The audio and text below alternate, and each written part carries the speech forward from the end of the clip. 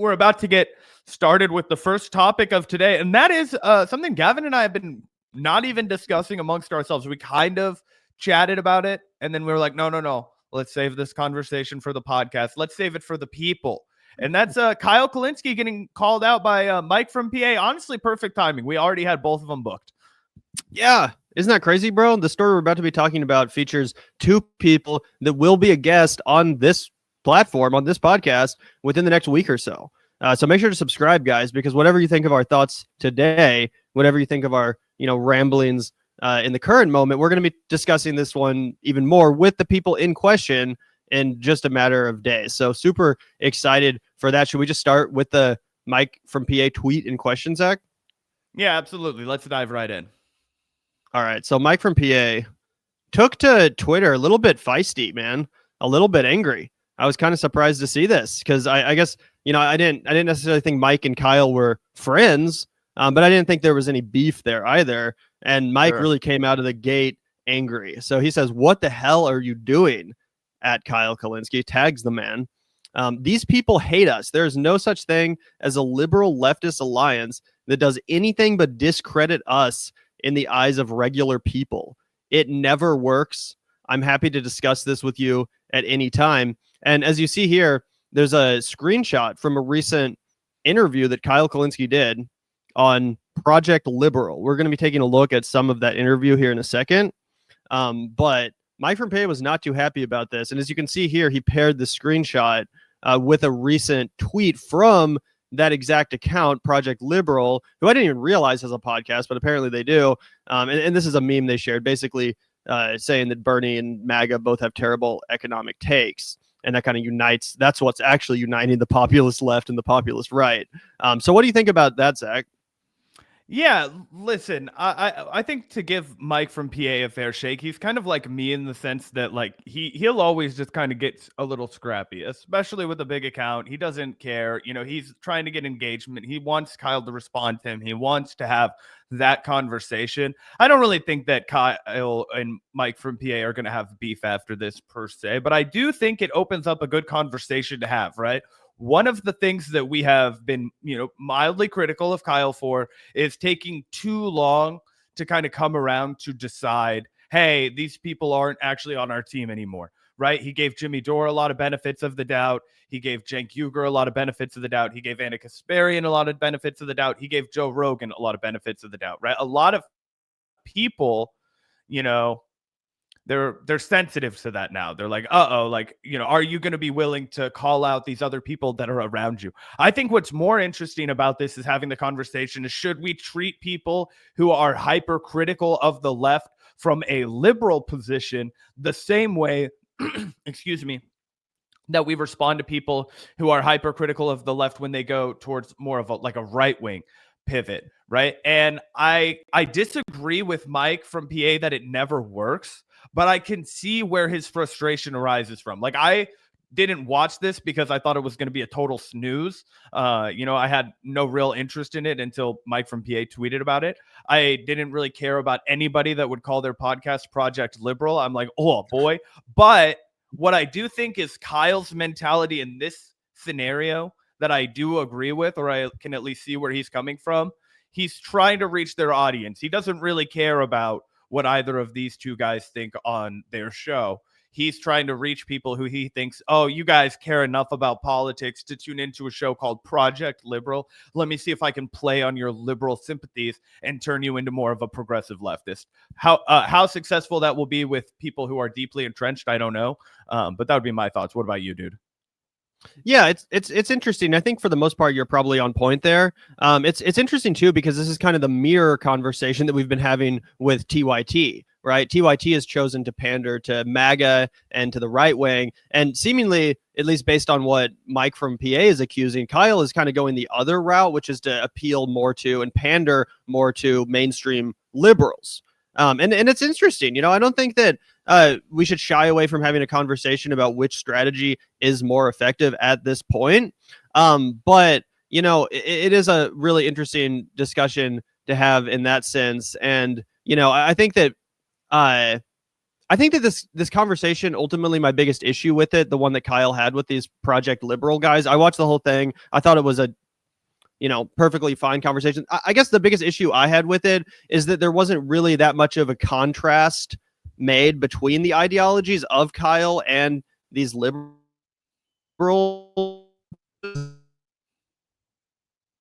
Biggest difference between your average mainstream leftist, someone like Kyle, and your average mainstream liberal, what it really comes down to is their position on capitalism. It seems like most leftists are more explicitly anti-capitalism, whereas most liberals kind of embrace capitalism. And some even see it as the mechanism that will bring about freedom, not just to Americans, but to people in the developing world and across the globe. You know what I'm saying? They feel that capitalism will uplift them. Obviously, most leftists do not. I think it would have been interesting to see Kyle actually go on this podcast and kind of debate that, debate whether or not being a capitalist or being an anti-capitalist is the best move, is the best path for the left as far as appealing to normie folks, right? Because I do think it's an interesting conversation. A lot of normal folks, they want to be successful, right? They want to make it.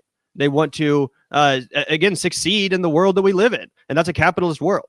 So I do think there's a conversation to be had there about how effective it is from a branding perspective to go down this anti-capitalist rabbit hole versus the anti-corporatist or the pro-capitalist, all this kind of stuff. I wish those contrasts had been made a little bit better. But with that said, Zach, do you want to take a look at some of this podcast and maybe see why Mike from PA had his feathers ruffled? Yeah, absolutely. Let's take a look. And as you guys can see here, the podcast was branded the Liberal Leftist Alliance. And for the most part, I think it was a pretty standard conversation. Kyle hit a lot of the same talking points he's been hitting lately, really driving home his message about how the left should react to MAGA, yada, yada, yada. But towards here, you kind of get a sense of what someone like Mike from PA might have been upset about. Let's take a look. Would be a lot more nuanced. Well, Josh knows that I've actually been making this exact same case. So I was elated whenever you were saying all that, because this is the case I've been making in my blog. I think liberals too much are blog. We're very evidence-based people. Liberals tend to be like academics and the like, right? They like to love to read books, and they're like, well, how do we mess with this tax credit, right?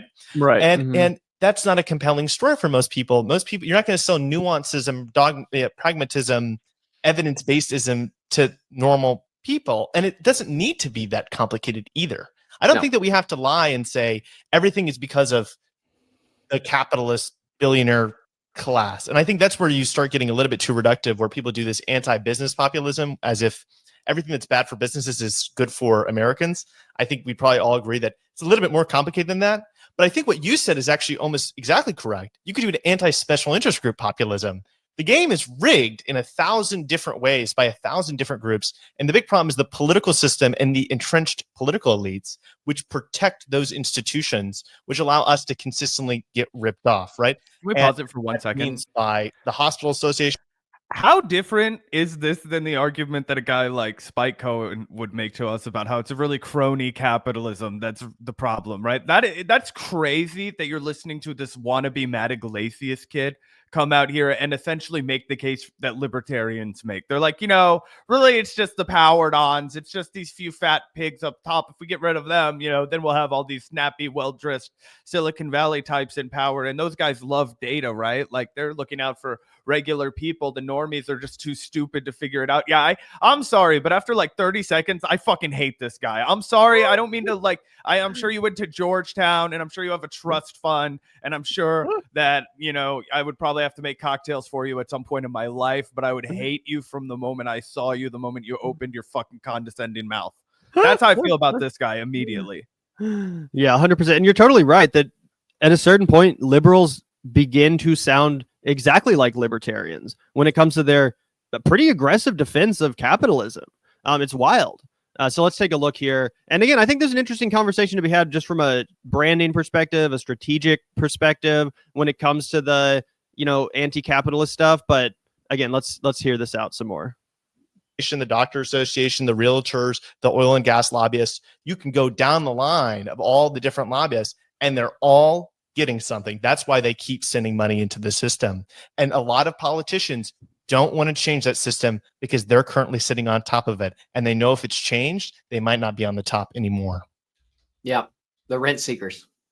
Yep. Rent seeker populism. Yep. The rent seeker populism. There's something you can claim. If you Hey, say Kyle, shit like that and we're you at aren't time. wearing Is there anything overalls, that you I would want like to punch you in the face. I'm sorry. Rent seeker populist, like, get away from me. I'm sorry. Don't appropriate any of this old school language to sell the bureaucracy, right? To sell techno feudalism to people. That these guys have no problem with there being lots of poor people. I guarantee you pin these guys, they're going to be like, oh, well, every functional society obviously has a lower class. I'll be like, fuck you, dude. I don't want that to happen. Let's start brainstorming a little bit better, huh? They don't want to do that, right? It reminds me so much. I keep using the Matt Iglesias analogy. These are the kind of guys that, just like Matt Iglesias and Ezra Klein, they had their blogs back in the day, and they were talking about how the European and Scandinavian model for health insurance and healthcare is so much better than what we have here in the United States. And they would type it up. And it was a way of making Obama look better. But the second Bernie Sanders rises to prominence in 2015, they start fucking turning on a dime and start giving all these bullshit excuses about how, well, do you guys see what Joe Lieberman did back in 2008? I mean, we could never accomplish that in the United States given the mechanisms of power. Now,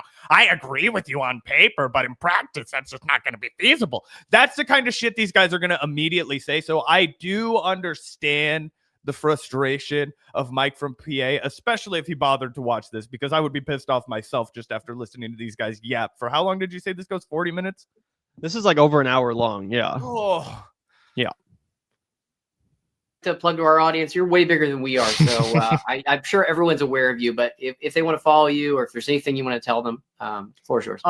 No, thank you guys for the conversation. I really appreciate it. If people want to check out my stuff, you can see Secular Talk on YouTube or Kyle Kulinski on Twitter. I will be on Blue Sky soon, although name is undetermined at the moment. But thank you guys for your time. I really appreciate it. We'll keep the conversation going, and we'll build this lefty liberal coalition, which is absolutely vital and necessary in order to defeat MAGA and Trump. no, Absolutely. Kyle, So if you're interested in learning more about Project Liberal, you can go to Decided to talk to him about projectliberal.org. All right, so here's my only pushback to you, Zach, because I agree that it's cringe. A lot of these talking points are cringe. A lot of this stuff reminds me, it gives me flashbacks to the Andrew Yang shit. These guys seem like they're straight out of the Yang gang. And, you know, I agreed with the universal basic income policy, but I do think it's fair to call Andrew Yang's brand of liberalism basically libertarianism. You know what I'm saying? It's like anarcho-capitalism meets humanitarian social values, whatever that means. I guess it doesn't apply to the Palestinians if you're Andrew Yang, but still, you know, it's a little bit more friendly than what the Republican Party has to offer. And that's a lot what these guys remind me of. You know, they don't hate gay people. They're not transphobic, but they are pro-capitalist, and they make that pretty clear. I think that their critique of left-wing populism is that our boogeyman, instead of being the immigrants or the trans people, is the corporate class, is the robber baron class, right? And to them, I would say, well, we're right. You know, our populism is correct. Who we're angry at is the correct target to be angry at. You know what I'm saying? We have the actual answers, and we can direct that populist rage away from marginalized people and towards the targets that actually deserve it. Like I said, that being the corporate class, the oligarchs, the people that corrupt our politicians, right? That's the message. So, you know, I think that Kyle's strategy here, I guess, to try to defend it would just be that these people are a lot easier to reach, probably, than the Republicans, the MAGA folks that Jake and Anna are pandering to. And we have to make allies with some people, right? Like if we're ever going to actually win an election, it seems like it's more likely that we would get liberals on our side than Republicans, given the fact that we see a lot of liberals, even people like freaking James Carville out here kind of saying shit like, you know, Bernie was low-key right. You know, maybe we should have gone with some of the economic populist policies of Bernie Sanders. Maybe that would have avoided Trumpism for the country. You know what I'm saying? Does that not make sense? Oh, it totally makes sense. And I think we have to really narrow out a blueprint, or I guess define a blueprint, right? We have to get our goals defined. We have to say who are the targets that we think we have the best chance of reaching, and then triage, right? So of course, everyone I think in our audience, and me and Gavin agree, the worst people to start with are like the people that would go to Turning Point USA events and pay money to shake hands with Vivek Ramaswamy and Charlie Kirk, right? Those are not the kind of people that we want to start with, right? And it's extremely difficult to begin with people who are just entirely disenfranchised from politics, right? It's very difficult to say, okay, I'm going to go out and I'm going to reach people who hate talking about politics. That's why the left is obsessed with having their own Joe Rogan, because Joe Rogan is a mouthpiece to the masses of people who don't happen to be political. And he also has begun to really heavily dabble, if you can even say dabble at this point, really contribute to the political discourse from the right in this country. So I think that Kyle is right in the sense that we need to be reaching their audience. My main disagreement is not that he went on the show, and I would need to watch the whole thing to know for sure, obviously, right? But the tenor that he took after that one ridiculous ending that we watched right there is not the tenor that I would be taking, and I don't think it's a particularly good one. I think there's a overcorrection on the left to not represent the crazy, hysterical, blue-haired lefty, the one that can't be satisfied by anything. I guarantee you that Kyle wants to go over there and he wants to make a good showing and he wants to be reasonable. The problem is you're talking to a bunch of people who fundamentally disagree with us, as Gavin pointed out. It's about, do you believe in capitalism? Do you believe in the profit motive in, let's say, 95% of industries? If the answer is yes, then we have a mountain of differences that need to be addressed head on. Why do you believe that? Why do you think it's beneficial to do it this way when I have all this evidence that says it's beneficial to do it that way? Why is he not bringing the smoke that he would have brought to somebody who says that Kamala Harris or Pete Buttigieg was a better candidate than Bernie Sanders, or Elizabeth Warren, frankly, was a better candidate than Bernie Sanders?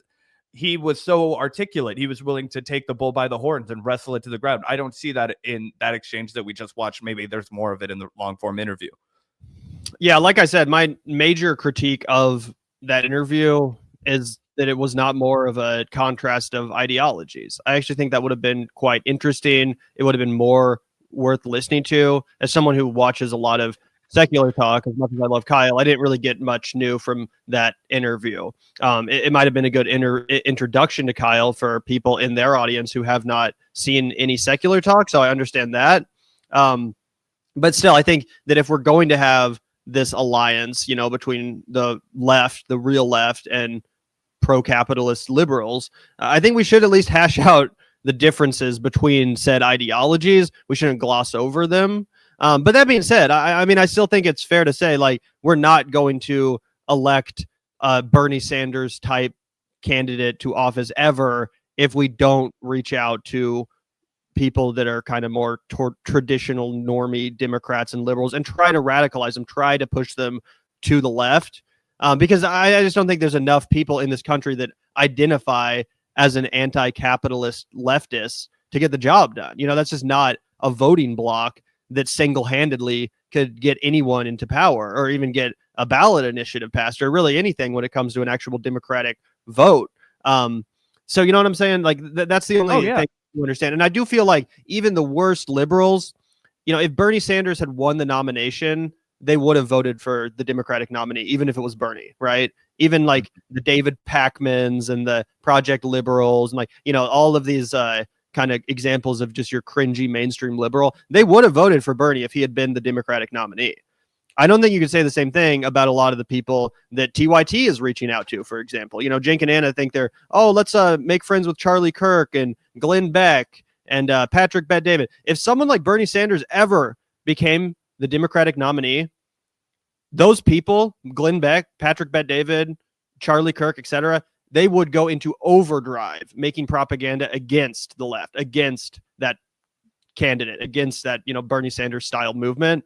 They would be calling us communists, they would be calling us evil, they would be calling us traitors, they would be invoking all sorts of insanity to try to convince people not to get on board. Whereas I do think even some of the most hardcore pro-capitalist liberals, right, people in the Yang gang, for example, a lot of them did turn around and vote for Bernie. So after Yang dropped out and shit like that. So I do think there's more to work with there. But it's a interesting thing, and I do wish Kyle would push back a bit more on some of that bullshit.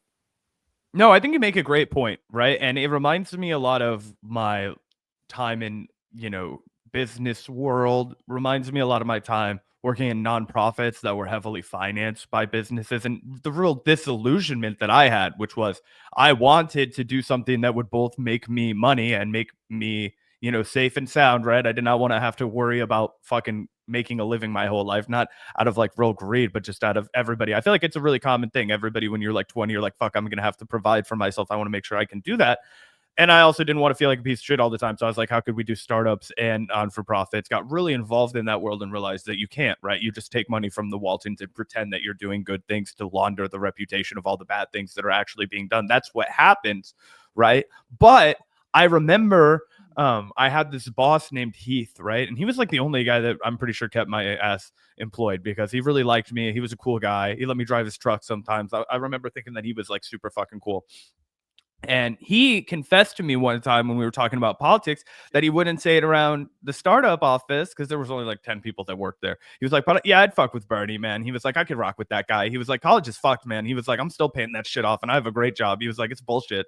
He was like, you know what I mean? He just got it from that perspective. He was like, yeah, it's a fucking scam, man. He was like, I'm just trying to hustle along with it because I don't want to get left behind. He was like, I am participating in this, but I know it's a whole fucking rat race, basically. He was just kind of doing to a greater extent what I had been thinking I would do, which is just kind of run along, but still deep down be like, nah, fuck it, I'm with the revolution. And, you know, that's not exactly what I decided I wanted to do, but there are so many people like that out there. And Bernie was able to, like you said, bridge the gap there. You know, people who, I remember my English teacher that was also the newspaper teacher in high school. He was like, I'll get down with Bernie. You know what I mean? People like that. But that guy would also probably been just as happy with freaking Elizabeth Warren or even Pete Buttigieg. You know what I mean? So there's a lot of truth to what you're saying. Yeah. And I mean, it's a complex question because just to take it back to the Mike from PA tweet, I'll throw that up on screen one more time in case anyone's just trickling in. He says, what the hell are you doing, Kyle Kulinski? These people hate us, man. There's no such thing as a liberal leftist alliance that does anything but discredit us in the eyes of regular people. It never works. I'm happy to discuss this with you at any time. So again, it's like, I understand. I wish Kyle had pushed back a little bit more against these guys for sure. I think that they said some bullshit that should have probably been checked. To be fair, that was at the very end of the interview. Kyle might have been out of energy at that point. Yeah. He's like, I don't want to, go down this fucking rabbit hole with 2 minutes left in the podcast, whatever. Right. But I guess my question for Mike from PA, and we can ask him this when he comes on, is like, we're going to have to ally with some faction of the country. You know what I'm saying? Like, we're going to have to ally with some people in order to win as a left on the electoral level. So I don't think it should be MAGA. Like, I don't think it should be MAGA. I don't think it should be all these people that like think the Jews control the world and that the weather is fake and the climate change is fake. And like, some people are too far gone, as Kyle, has acknowledged. And I think with Kyle, also something that probably kind of radicalized him was realizing that only one side actually gives a fuck about democracy. I think most people in this country, and it is January 6th, we're going to be talking more about this in a second with Josiah, doing a little bit of a uniting with the liberals of our own on the Vanguard. But, I think most people growing up, they kind of assumed that something like January 6th, something like a president of the United States trying to steal an election and stay in power would be disqualifying for every American, regardless of your political party or persuasion, right? Like, oh, yeah, if that happened, I would not support it, even if it was someone on my team. Well, as we all found out, that's not the case. The Republicans didn't give a shit. Trump's approval rating was higher than ever in 2024, and that was after he did that. So, it clearly didn't stop them from electing the guy once again. In fact, he won the popular vote this time. So I think Kyle's take is kind of like, well, fuck, if these people literally don't even care about democracy, if they're really literally willing to vote in a dictator, then I guess the only other option we have as a left is to work with liberals. And, democracy is a liberal value, right? It's considered a liberal value. Democracy, freedom of speech, and the definition of the word. Yeah, a lot of these concepts are ones that increasingly Republicans don't even pretend to give a shit about anymore. You know what I'm saying? Oh, 100%. And I totally agree. And I think the way that I would categorize this approach is kind of like the Michael Moore approach, right? Michael Moore has always been friendly in liberal spaces. He's always been the kind of guy that was like, look, at the end of the day, I want the Republicans to lose. And that's one of the things that I've always found kind of relatable about Michael Moore. If you ask him about any given issue, he is such a hardcore leftist. In his heart of hearts, he wants what's best for humanity. It doesn't matter if it's in his neck of the woods in Flint, Michigan. It doesn't matter if it's on the other side of the world. It doesn't matter if it's about climate broadly. He is on the money. He wants what's best for, humanity. And I've always really treasured that about the guy. I've always really looked up to him because of that. But he also plays ball. He's like, listen, guys, we're in a business of harm reduction. So we have to work with the Obamas. We have to work with these people because these people have power. I think there's a way to thread that needle. I think that to be honest, after, really thinking about it and marinating, I think that there's just a place for both. I think what I do really disagree with Mike from PA on is the fact that he says, like, we can't do it. Like, it never works. Like, technically it would work. Maybe not with I'm not talking about how Barack Obama is going to break and side with the left, right? I'm not talking about how we're going to Obviously wake up one morning and Gavin Newsom's going to be talking about how we need Medicare for all. That's not what Kyle thinks either. But the people who are cheerleading for those policies, like, they probably do think healthcare is a human right. Like, a lot of people who identify as liberal, they probably do think that, yeah, we need to do something about rent in this country. Like, if you brought up the fact that the minimum wage hasn't been raised since like 2005 under George Bush, and it went from $6.55 to $7.25, and it hasn't changed in like 20 years, a lot of people would be like, that's terrible. A lot of people, if you ask them, hey, would you rather see a neighborhood grocery store or a Walmart on your neighborhood block? A lot of people would say, hey, I would actually like to have a neighborhood grocery store where the people who pick the produce, sell the produce, and then have a living wage, right? There's a lot of common ground with the voters, and I think that's what Kyle's honing in on. I just sympathize with Mike from PA's instinct to be like, these people do hate us, especially after that dog shit tweet that came out about how, looking out for American workers is somehow a bad idea. That's right there is just simping for capitalism, and that's where you have to draw a line. I did have one quick question for you, though, Gavin, and obviously whatever else you wanted to add to that, but just curious. I was thinking about this yesterday and how there's so much of a desire for the left to have like their new Joe Rogan. And then you brought up something that I'd also been thinking about, which was how people have every right to want to improve their lives. They have every right to want to reach for the stars. They have every right to want to make sure we only get one life, right? Gavin and I, we wake up every day, we knock on wood, and we feel lucky because we get to do this with our lives because it's what we want to do. And we want that for every single person that listens to the show. And I feel like one thing the left really misses out on is saying, hey, you have to be able to take care of yourself, and you have to be able to look out for yourself to be an effective member of your community. It's okay to invest in you. It's actually admirable to invest in you. And investing in yourself is not the same thing as tearing other people down. We need to talk about how, hey, self-improvement is a necessity in life. It's something that we should all think about. It's something that I'm working on in my own way right now. Like, I'm not the kind of guy that's very good at handling my emotions. I've been trying to meditate more. I've been trying to not get just like frustrated. I've been trying to like articulate myself, right? Like, that's something that's self-improvement. It's not monetized, but it will make me a better person. It'll make me a better partner to my girlfriend. It'll make me a better community member, right? How do you think the left reaches those vulnerable kids that are like 17, 18, 19? They're going to go down the right-wing rabbit hole if we don't reach them. How do we thread the needle and take the kids who will be liberals, take the kids who will be right-wingers, and kind of get them before their cake is baked and they are Pete Buttigieg? You know what I mean? Totally. Yeah, totally. Well, I think that part of it is exactly what you mentioned, just having these conversations on our platforms, not being afraid to discuss those areas of life, which, yeah, for some reason, the right wing seems to kind of have monopolized, talking about the gym, right? Talking about basic self-improvement stuff. We should not cede that ground to the Jordan Petersons of the world, to the Andrew Tates of the world. Why? For one, they're charlatans. They're not even that charismatic in the first place. Someone like Andrew Tate, you're really going to get your advice on how to be an alpha male from that loser? Come on. The left has more PM of England now. What was that? Oh, I was kidding. Did you know he announced his run for prime minister in the UK? Oh my God. Jackson Hinkle endorsed him on Twitter this morning. That's crazy. Either way, we also just have like better advice. We actually oftentimes have the answers because for the most part, we're like just normal people that have kind of figured out how to live life in a normal way. At least from what I can tell, compared to a lot of these freaks on the right wing who are so baked into this like incel culture and just this online, overly online kind of like 4chan vibe thing. You know what I'm saying?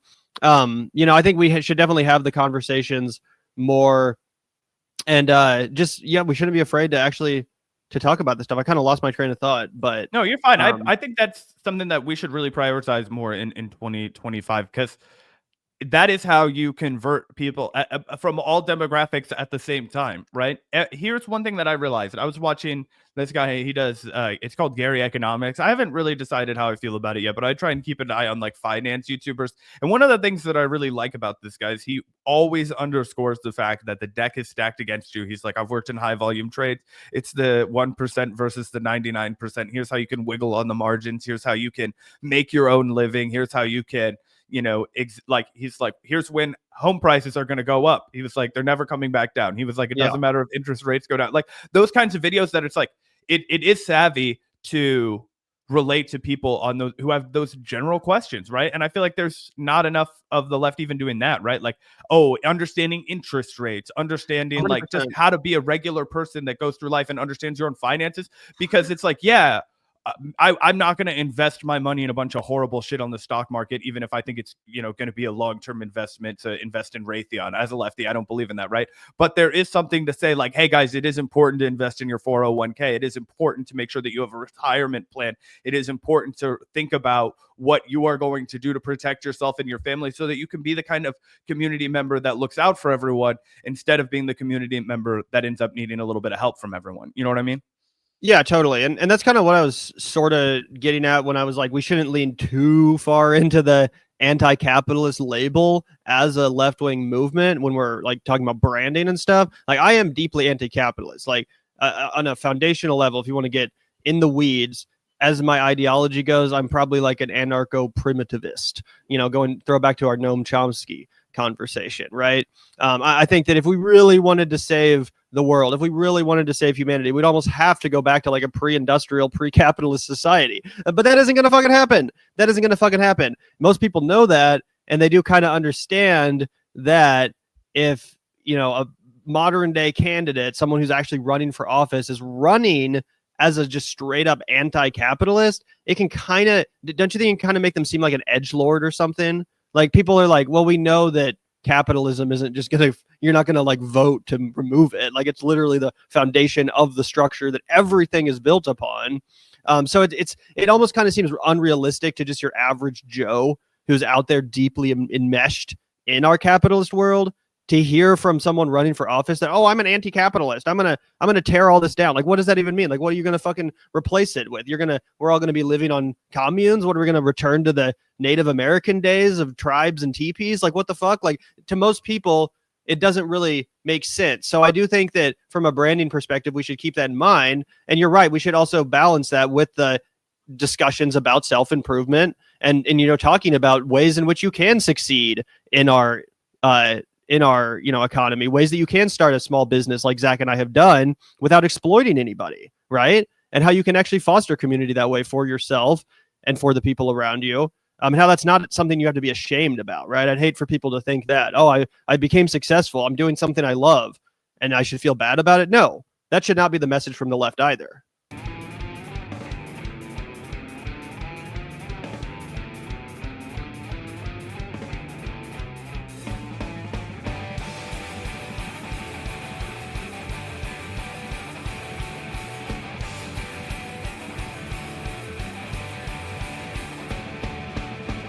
Look out the door if you hear an ambulance. The Vanguard will be there, sir. The Vanguard will be there,